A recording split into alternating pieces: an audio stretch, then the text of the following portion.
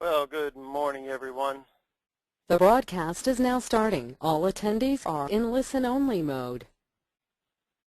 Good morning, everyone. Welcome to Driving GSA Sales.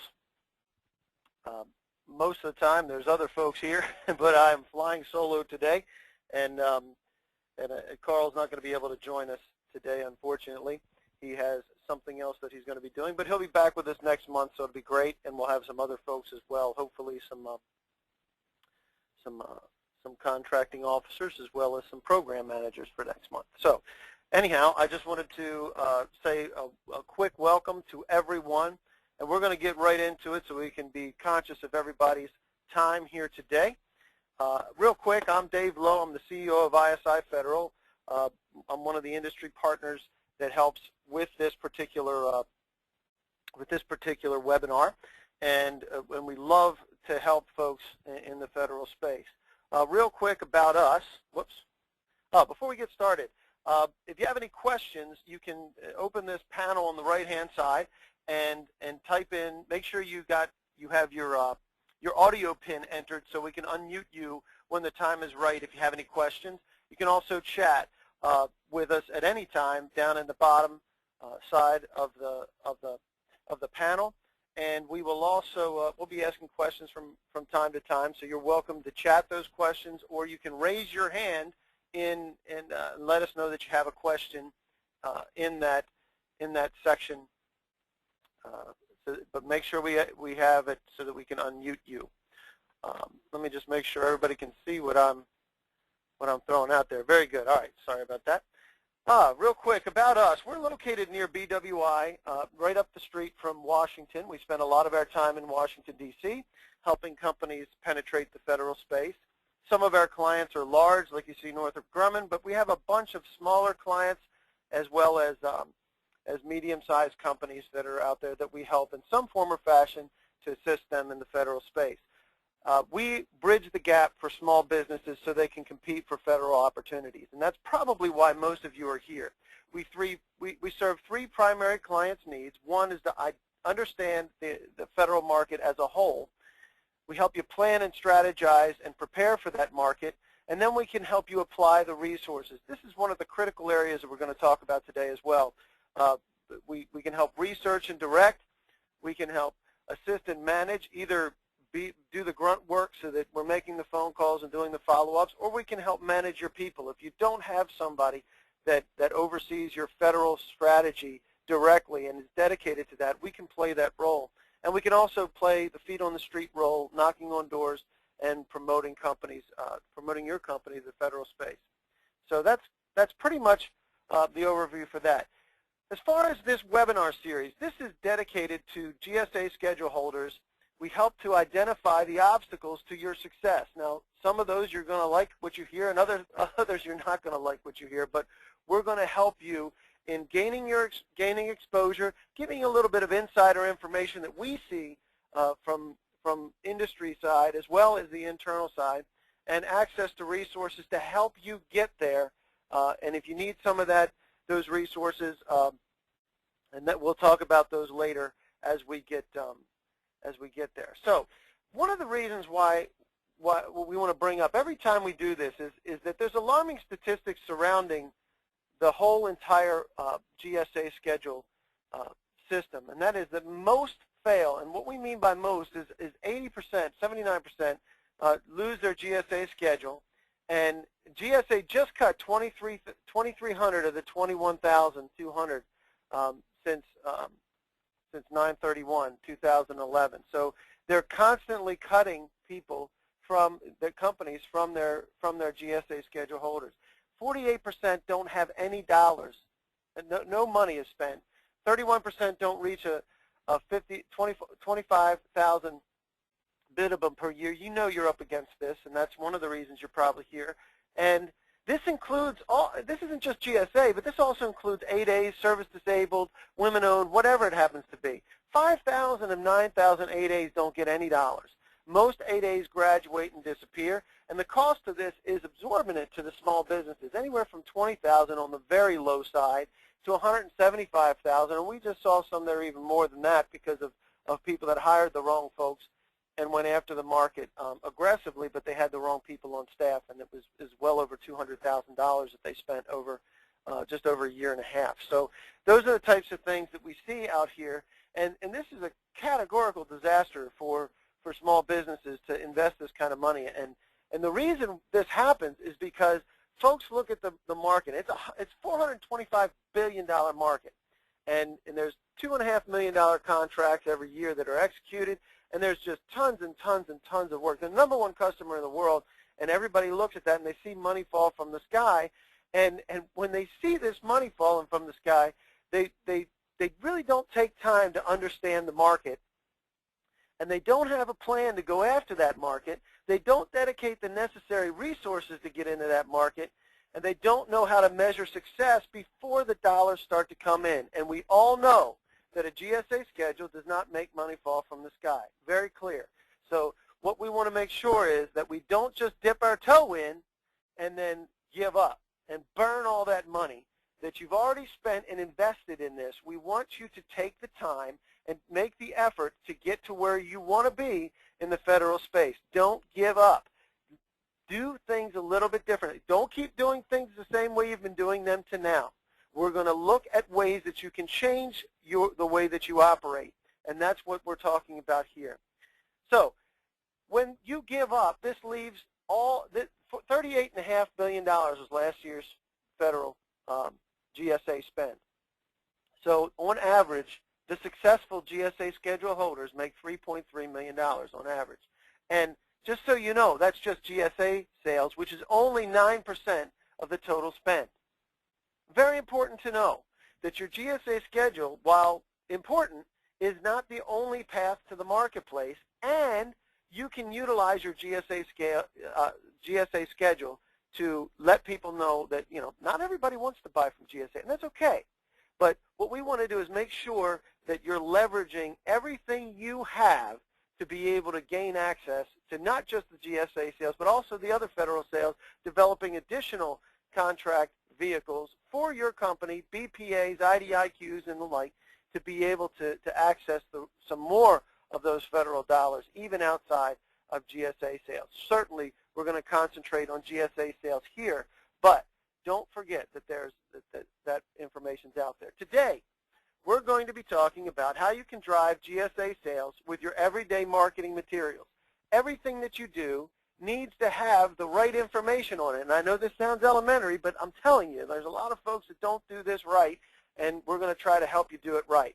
So on your everyday marketing materials, your capabilities, your cards and letterhead, your email signature, and slide deck. We're also going to throw in your website. You should have a dedicated website. First, in order to target your market effectively, we're going to talk about understanding the folks that you're marketing to, because it doesn't make any sense to just create something that looks good to you. Just because it looks good to you doesn't mean it's going to resonate with your buyer. In fact, there's a good chance that it won't resonate with your buyer if you don't start thinking about how they think and how they operate. There are key decision clusters that revolve around your buys and your projects. First, you have the project manager or program manager. You also have the technical representative. It could be CORE, it could be COTAR, it could be any number of things, depending on the agency that you're calling on. And then you have the contracting officer or CO. So these are the folks that are involved in a particular decision. Each one of these folks have different roles, they have different needs, and they have different buying motives. Now, some of those kind of cross over every once in a while, but you'll be surprised that if you sell one, you sell towards one the same way that you sell the other, you're going to be in trouble. You're going to find yourself not winning the type of business or not getting the influence that you need in order to be able to effectively make sure that they understand how your company can help them. So we're going to talk about each one of these real briefly, and then we're going to dive into some of the marketing materials and how to hit them. Your project manager or program manager, they drive initiatives. A lot of the hot things that you see today revolve around green initiatives or cloud computing or security, obviously. That's still hot, even since ever since 9/11. So some of the things you also see is cost savings, which is a double-edged sword in the federal space, because if you wind up cutting money from one place, you wind up kind of shooting yourself in the foot with the budgeting on the other side. They're responsible for looking for new ideas and technology. They are influenceable by influencing some of these. Where do you think the information comes from for these folks when they go out for a new scope? It comes from folks like you and me, and we want to feed that to them, make sure that they know the types of requirements that are necessary, and your particular capabilities as well as with capabilities that would be good for the agency. They're responsible for getting things done right.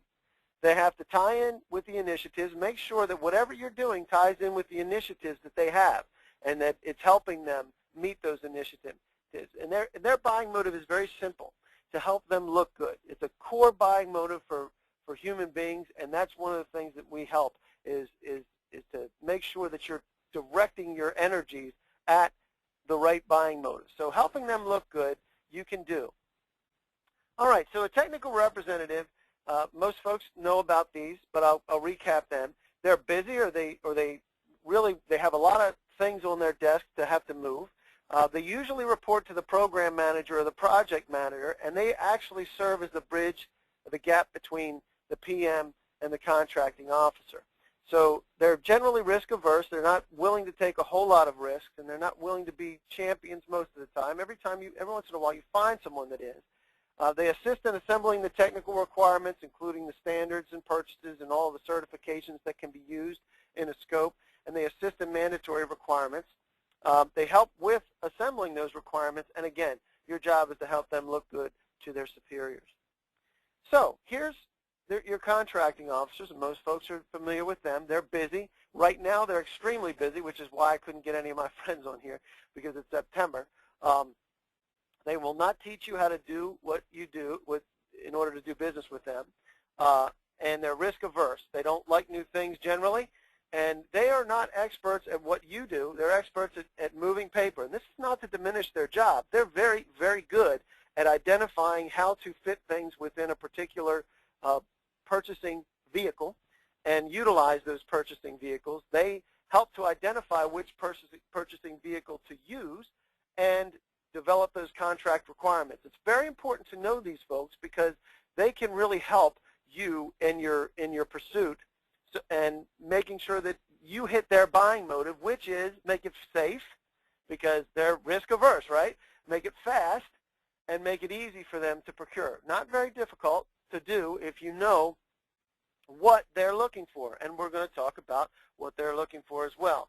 Within these, we have key decision clusters that are all over the federal government. So when we see these folks get together, they wind up pulling from multiple places within their agency, and they're joined for a specific purchasing need. And the PM drives the initiatives, potentially drives the scope as well. And the contracting officer and COTAR, they facilitate the contract process.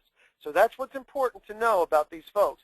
And they exist all over the place, and they continue to develop, and they assemble themselves all over. They're constantly moving, and they're constantly forming throughout the federal government. In fact, if you look at Department of Transportation and the sub-components of the Department of Transportation, FAA, Federal Highway Administration, etc. So you have all these different folks, and you wind up looking for your targets within them.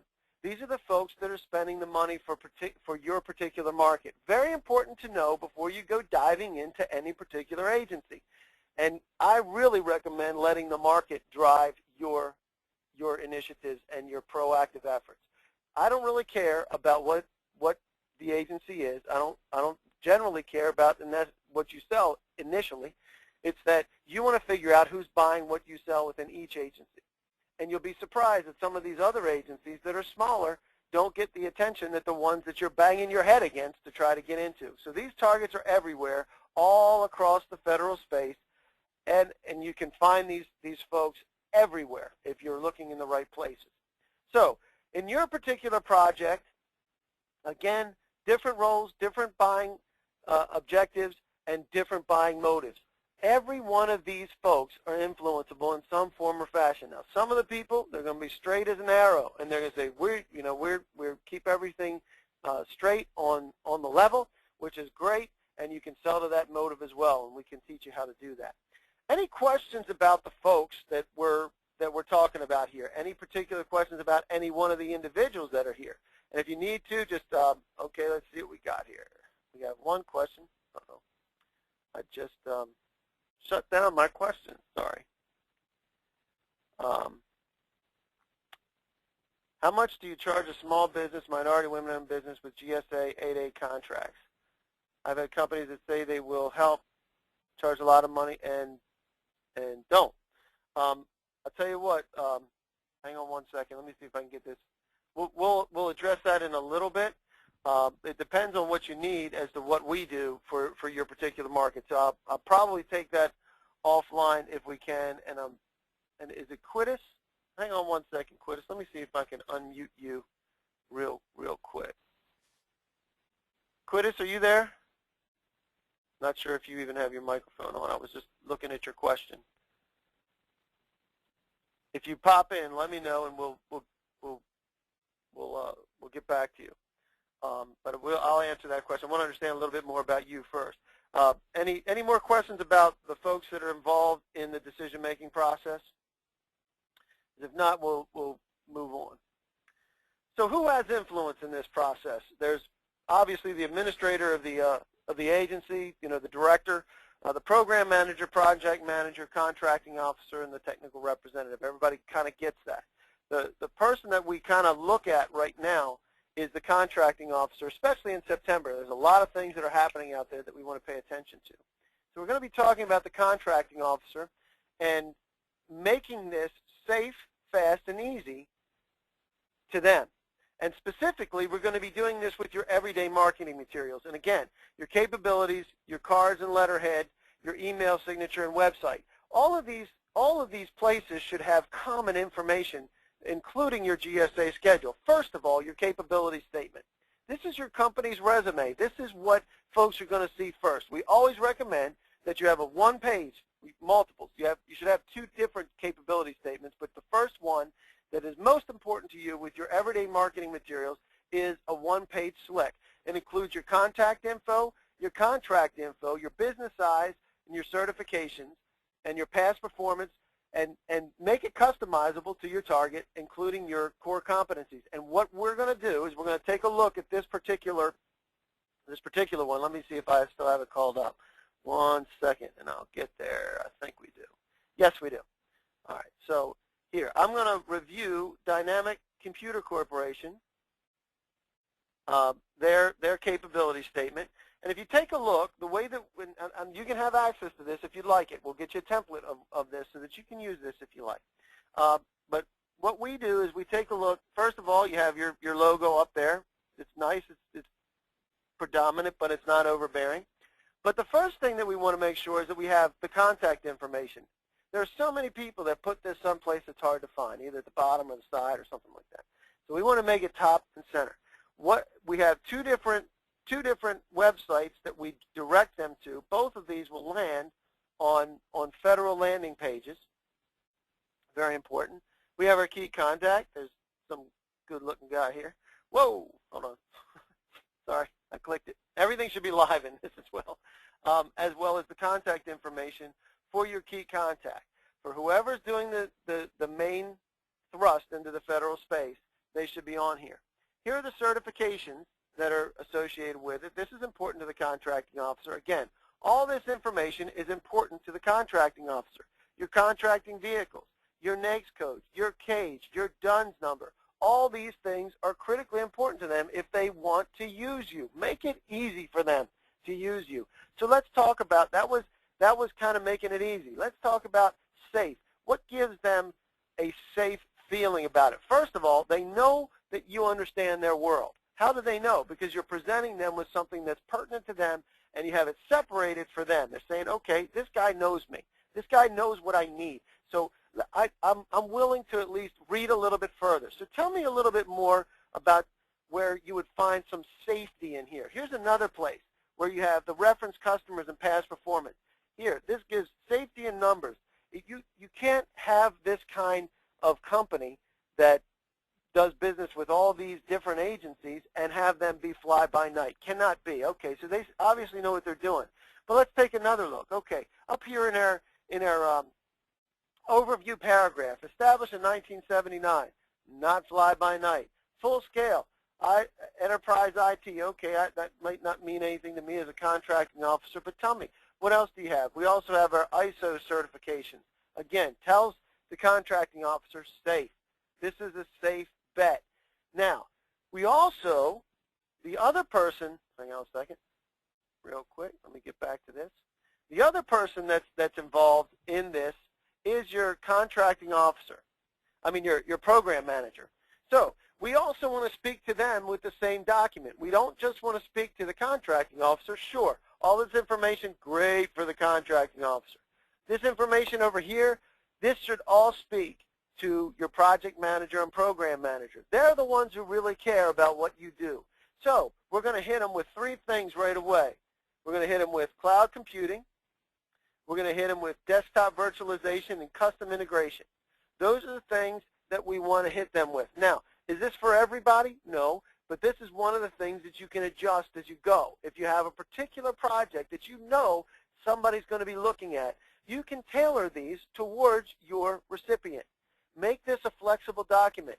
Make sure that you have the ability to PDF it on a fly. Go in, edit it, PDF it. Okay, keep it in a common place where people can edit it, and then create the PDF file to send it out. You can also send Word docs. That's okay, but PDFs generally are a little bit smaller in size. So then we also talk about our other technical things if they want to dig a little deeper. The reason why we concentrate on three is people can remember three things, or they can focus on three things, but they can't focus on a laundry list. They're going to look at it and say, oh, it's beyond me. I can't comprehend everything that's there. So the easier you make it to read, the easier it is to get your information across. Then we can dive down into a couple of other things. We lead with the three, and these are the things that you also should include in your email introductions or your follow-ups. Oh, remember we do cloud computing, desktop virtualization, and custom integration. Just want to make sure that's on your radar screen so if anything hits. So when we're doing our pursuit. So the next thing is you have some of your products, and you can do this either in just regular type, or you can include some logos. It's fine to include logos. It doesn't have to be ultra sexy. A lot of times your marketing people will hate this because we're not selling to marketing people. We're selling to government buyers. Remember this. We're selling to government buyers. They read 12-point courier type all day long.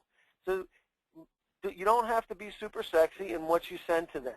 But we also want to, we throw in a couple of these.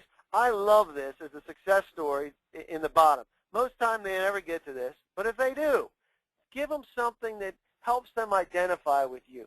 Helps them say, hey, we did this complete overhaul of the mission-critical server farm, and we did this, and we did it below budget. That's really, really important. So there you have it. There's kind of an overview of how we look at your one-page capability statement.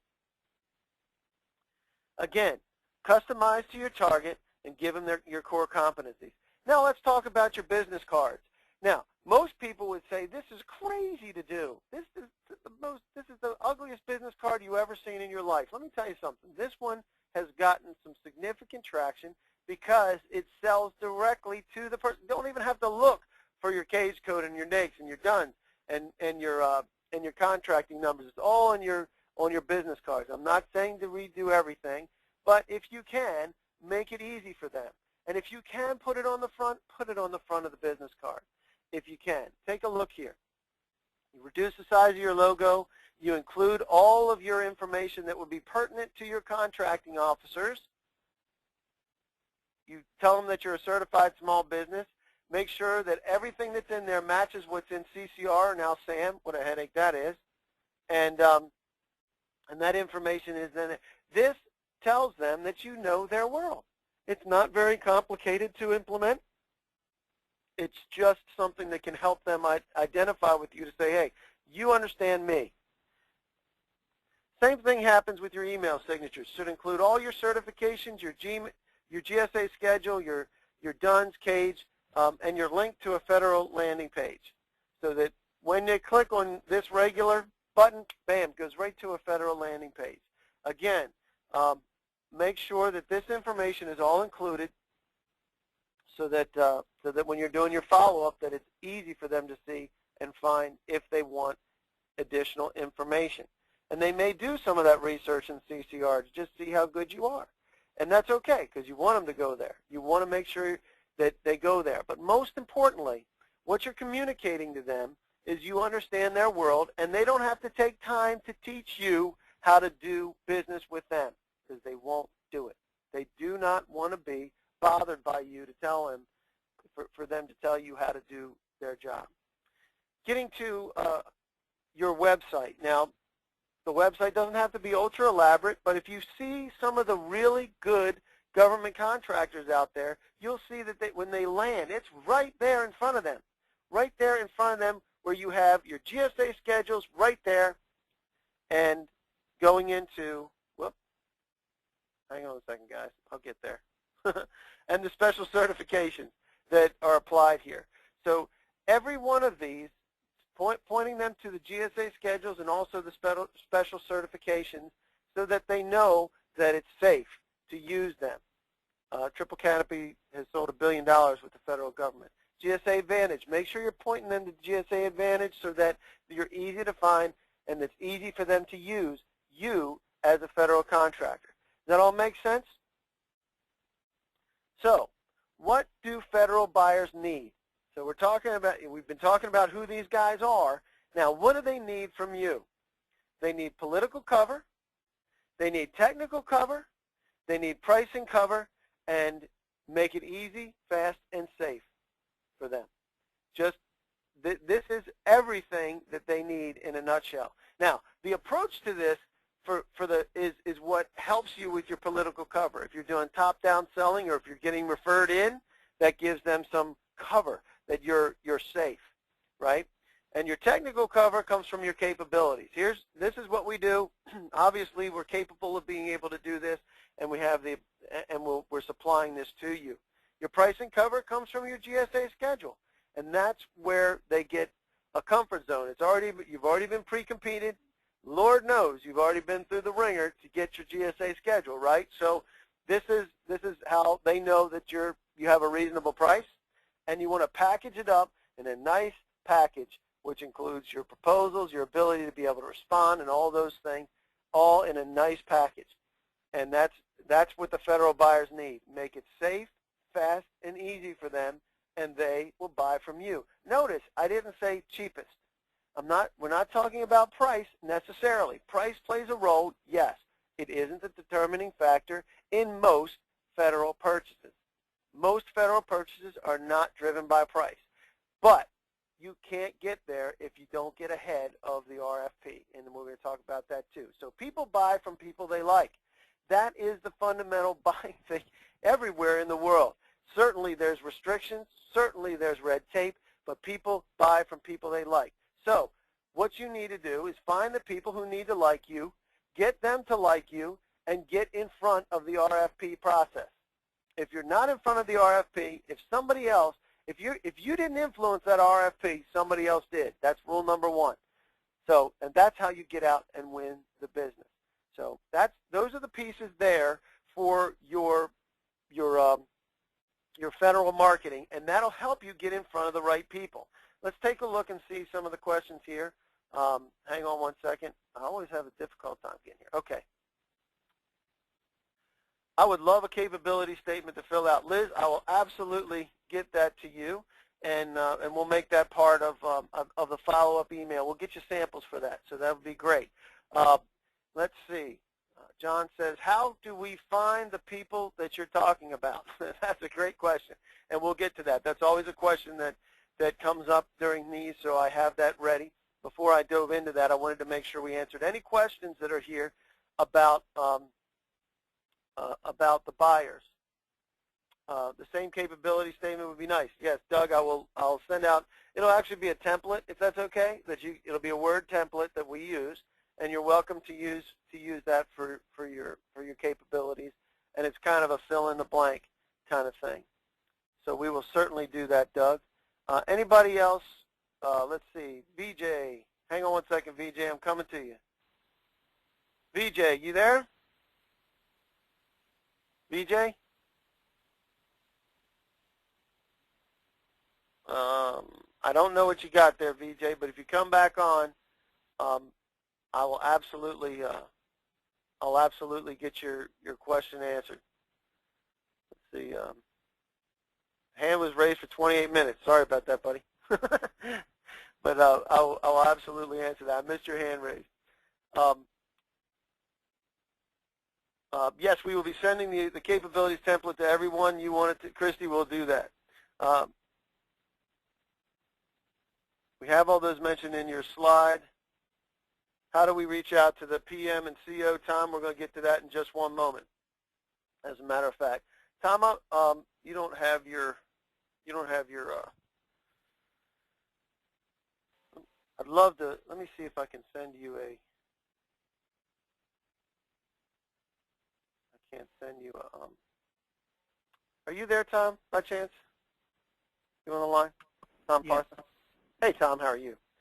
So tell me about you, Tom. What do you do? Well, we are one of the, IT consulting company located in Springfield, Virginia. So IT consulting? We do on the information technology. Okay, great. We do have a Schedule 70 contract. We were successful. I was rating against other people. We are the top 500, and I want to get into top 100. Excellent. Probably I'm looking for opportunities. How do we get there? Another comment I have is the pricing is a major factor now. It was not 3 years ago. But everything I win, we reasonably win about, at least a few contracts in Schedule 70, only by pricing. Pricing and quality of people. These two factors is a major issue. The only thing I don't understand is there are a lot of GSA schedules sent out, not through eBuy, but it is sent by competing between 3 GSA schedule holders and awarded in a large volume. Do you have numbers which differentiate that? The Yes. things which come through eBuy and things doesn't come through eBuy. Yes. In fact, that is a key focus. And let's expand upon that just for 1 minute, Tom. And that is that there's a lot of the business that goes through GSA and off GSA, by the way, either through IDIQs or BPAs, are competed through by minimal competition, where they competed through 3. And if you're really good at it, you know who the 3 are, and sometimes they'll compete it with 3 where 2 of them won't even respond. So there's only one real winner there.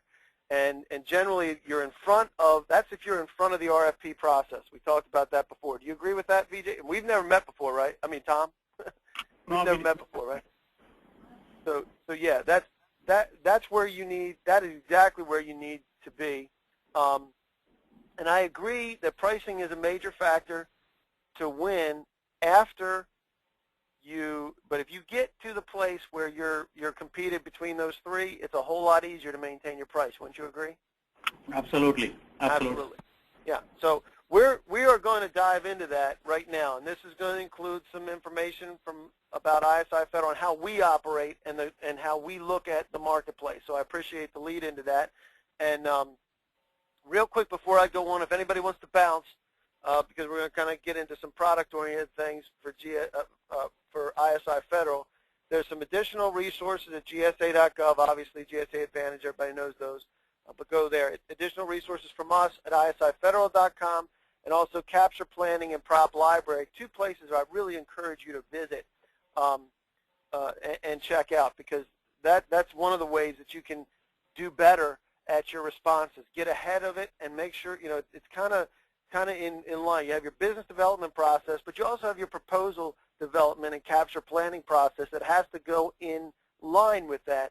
And CapturePlanning.com does a great job. There's a whole bunch of free stuff there. You lose your, you could be there for a year and not read everything. So, but they also have really comprehensive ways to be able to help in that process. So, diving into this, if you need help, to your point, Tom, I'm going to keep you on so we can just dialogue on this as we go. But if you need help finding and reaching the people who need to like you, which is essentially what you were talking about, we have a GSA Marketing Essentials package where we have a marketing intelligence. We identify the agencies that are buying. A lot of that's public information, but we kind of distill it a little differently. Most importantly are the contacts in the agencies and a competitive analysis with the people that you are buying, who are the ones that you know are part of the three. If you don't know yet, we'll help you identify those, and we'll help with the everyday marketing materials. And then additionally, with resources, we'll come back to this, but we can help apply some of those resources in business development, hands-on dedicated resources, getting you in front of the buyers, making the connections and the referrals that are necessary, and actually doing the meetings, opportunity monitoring, again, getting to the place where we're not competing against everybody and their mother, either through eBuy or, God forbid, FBO, right? And then proposal assistance, most of that funneling through the other folks. So our first step is getting smart about the marketplace. Now, first we need to understand who the winners are. And if we look, this happens to be IT security. So this is kind of in your world, not directly, but it's kind of in your world. So these are the folks that are buying IT security. And by number of contracts, one. We distill it in two different ways, but we love to find the information like this, where we have 523 contracts for $35 million.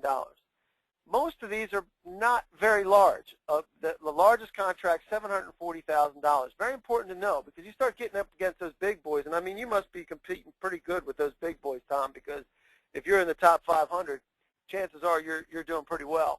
So you're probably in a place to be able to start nipping at their heels and get into that growth phase. Anytime you're talking about expansion, though, you're going to be looking at smaller size contracts. And I love these because here's a couple of companies that are doing really well in the space, in the IT security space. So these are the folks that, this isn't one, are you one of these, Tom? I don't even know. What's your company's name? No, we are not, luckily not. Okay. My company is Netcom Group. Netcom Group? Yeah. Okay, excellent. Netcom Group. So I know another Netcom in Gaithersburg. I'm sure you run into them every once in a while. It's a different side, right? So anyhow, here we have these. I love this. The 166,000 is the largest because it's definitely flying under the radar of the big boys. Now, this isn't necessarily your strategy, Tom. This is a strategy, especially in expanding into markets that you're not present in already. So, and it will apply to you in that aspect. If you already have traction in a particular space, you're in expanding your territory mode within that agency and being able to get to those folks, and we'll show you how to do that too. So in this, these are the agencies that are doing the buying. Most of the folks know any of the top big boys, right? You got CMS right there, huge amount of spend, obviously, in those. Let's talk about some of the other ones, though. Food and Nutrition Service, Maritime Administration, Millennium Challenge Corporation, Office of Thrift Supervision, who even knew they existed, and then U.S. Marshal Service, obviously with Tommy Lee Jones out there running around with a badge and a gun. You see that all the time on the screen, but most of these you don't think about every day. And these are the ones we also want to look at because these are the ones that are getting some of that preferential treatment and being able to get in with fewer competitors. So that's one thing that we want to take a look at. So we also want to understand the competition. And here's where Tom was going. Take a look at these numbers. $7.7 billion had been 82% of the sales that have happened with less than 5 competitors. This is critical. This is exactly where you want to live. And the same thing happened with the whole dollar volume.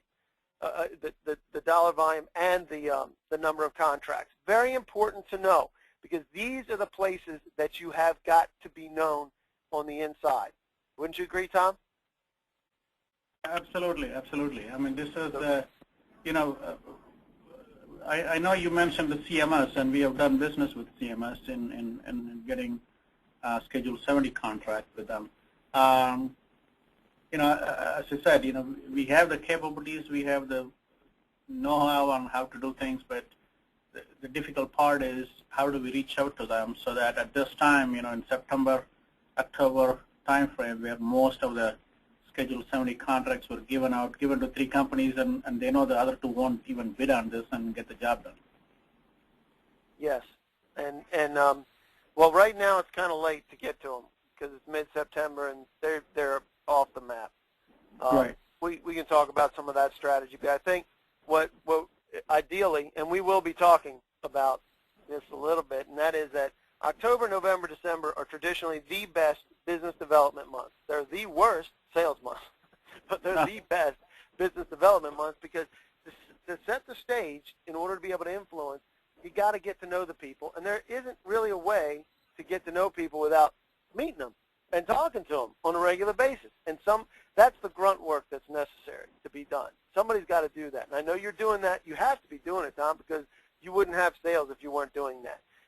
But I'm going to show you a couple of things that will probably pique your interest. Here are the people that are responsible for doing the buy. Here's Don Wheatley, $4.5 million. Here's Matt Butcher, that's $1.7 million. 2 different agencies, still a boatload of spend.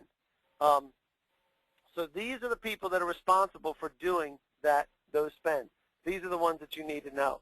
And they just don't pop up everywhere, but when we take a look at who the buyers are, we can look at who the competition is buying from, and overall, I always like a broad look and also a strategic look with specific competitors to say, all right, give me 4 or 5 competitors and who their contacts are that I want to go after.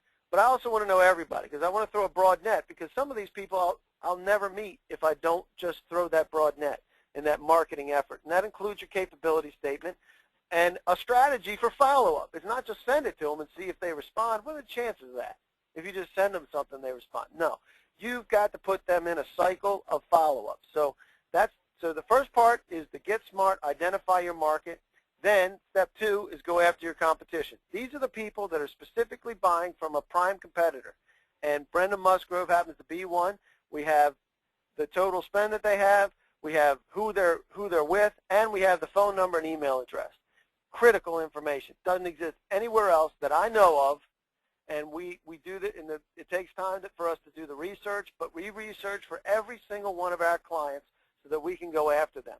And these are prime targets, and we can compete, especially if you know that you can compete head-to-head with the primary competitor. And that's one of the things. Can you give me 2 or 3 of the competitors that are in your neck of the woods that you see popping up, or somebody that you really would like to get up against? From you, Tom? Absolutely, yep. So, and that's what we do. We'll look into each one of those. So, again, people buy from people they like. These are the people who need to like you. You got to get them to like. You have to know them first. Then you got to get them to like you and get in front of the RFP process to win the business.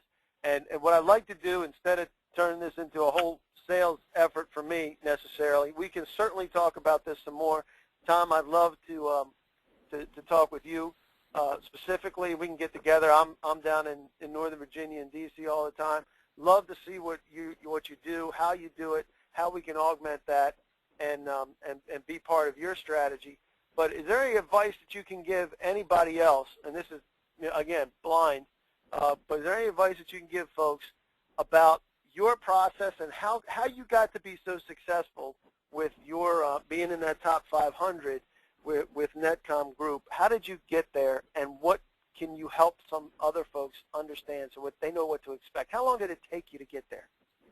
I think it's a simple question. If you really want, you put it in the beginning of this presentation that you need to set aside some resources, and based on your Schedule 70 contract, you definitely need a time to spend on those e-buys to begin with.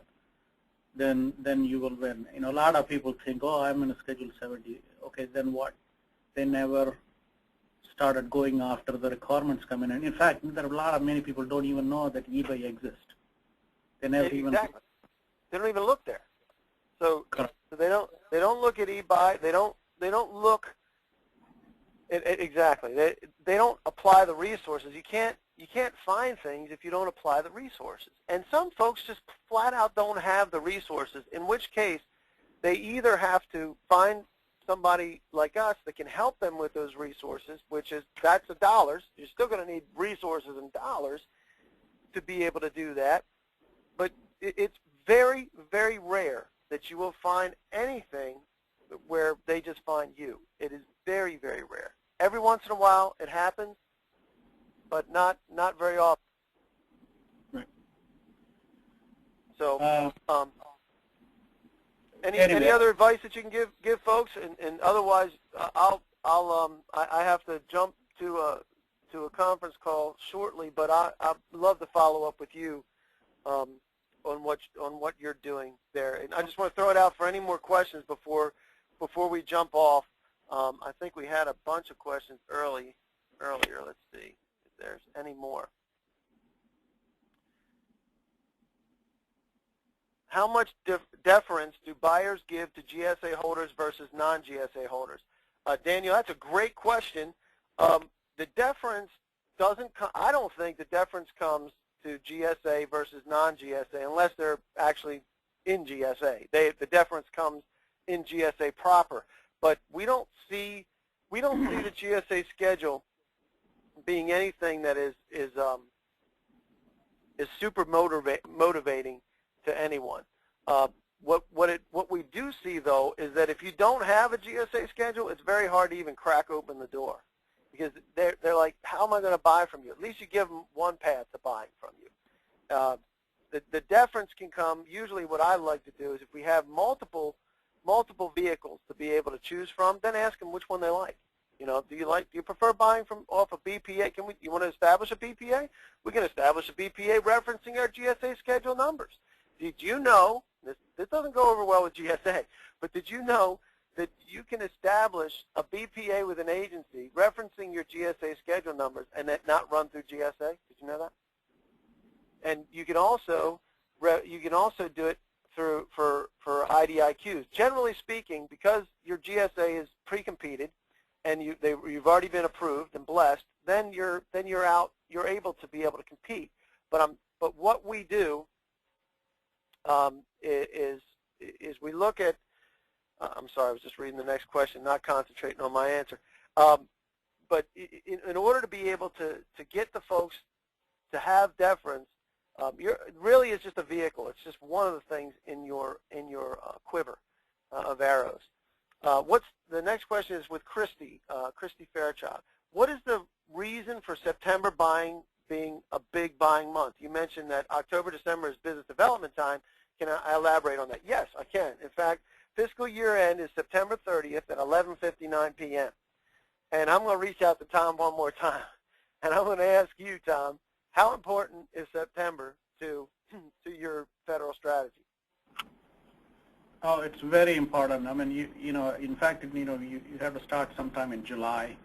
Go after each contracting officer, make sure that your name shows up, because at the final end, somebody says, some project manager says, or program manager says, hey, I need to get this contract out by 30th. He may be getting it on 25th of September. They're desperately looking for companies who can give it to you as an 8A or a Schedule 70 contract. It's very, very important that your name shows up somewhere on the top layer of, they have to remember you. That's all it is. That's all it is. It's being top of mind, and couldn't have said it any better, Tom.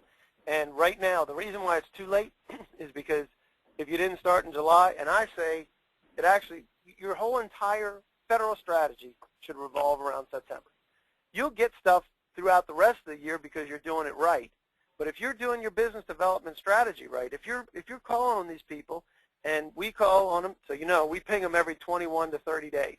So they're always remembering who we are. And we're inviting them to webinars. We're inviting them to procurement briefings. We're inviting them to, we're stopping in. We're meeting and greeting. We're catching up with them, checking on their grandkids. We're checking on their, you know, what sports team they like. You know, we're talking to them as people, not, you know, it's very rare you walk into a place and say, hey, give me a contract.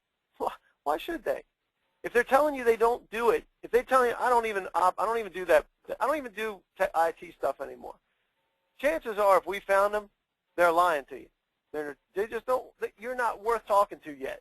So you haven't built the relationship necessary in order to do that. And that's why September is so critical to your strategy. So as you're looking, Christy, into next September, which is a year away, I get it, but look at next September, BD. Start developing those relationships right now, not now. Wait till the second week in October. But if you wait till the second week of October, you identify the right people, and then you're going after those people systematically based on their. You're not just going to blanket everybody the same way. Be systematic about it. Prioritize those folks. Go after those folks, and be after them every single day. And there'll be hundreds of them. And you don't need all that many to be really successful, as long as you start to develop those relationships early. And again, the strategy, business development, meeting and greeting, doing stuff, you're not going to get a lot of sales through the end of the year. But don't ignore it. Soften that marketplace. Then you get to January, February, and March, where you're starting to get some of they may have actually passed the budget. God only knows whether they'll actually do it or not. But they actually pass the budget, and then the funding starts to be available again. So normally we see this in continuing resolutions, where you see a mini spike in March, and then you see your spike in September, which is usually a factor of, I don't know, maybe 200 to 500% more sales in September than on average in the rest of the year. Not that there aren't sales in the rest of the year, but most of the time, depending on what you guys do. So that's pretty much it. Hey, I'm going to mute you again, Tom. Thanks for joining me, Tom. That was kind of off the cuff, but I love this dialogue, because it hits you right where everybody else is, and anything we can do to help you with that, and I'll be in touch, Tom. I really appreciate it. And I'm going to go over to see if VJ got his microphone on. VJ, did you get you still there? Looks like you're here, but I'm not sure you're actually paying attention. But that's okay. Put you on report. And with that, I'm going to everybody. You can certainly shoot me an email, introduce yourself. I'll be glad to take things offline whenever I can and help you wherever I can. There's my office number, my cell number on here as well, and feel free to join us. You guys are already enrolled. Everybody that replies to that and signs up for this, you're already enrolled for the continuing session. Real quick about that is that I'll remind you about those sessions, but you're also going to get reminded from GoToWebinar as well, because you kind of signed up through that system, and you're included in that. If you want to unsubscribe from that, you have to kind of do both. And I know it's a pain, but if you want to unsubscribe, you got to unsubscribe from both. And if you need to, shoot me an email, and I'll unsubscribe you or have our team unsubscribe you. I don't want to irritate anybody. I just want to make sure you all know that that's happening. So with that, I'm probably just going to jump, since we're coming up on the hour. Have a fantastic rest of September. Make sure that you have your fax numbers forwarded on Sunday, because September 30th is a Sunday. Make sure all your numbers are forwarded so they can get to you, because you'd be amazed at how many opportunities come last day, last hour of the federal fiscal spending year, because they have to spend the money by September 30th at 11:59, or they lose it for this year and next. So enjoy your September and the nice weather, at least where it is around here, and we'll look forward to catching up with you next time. Thanks so much.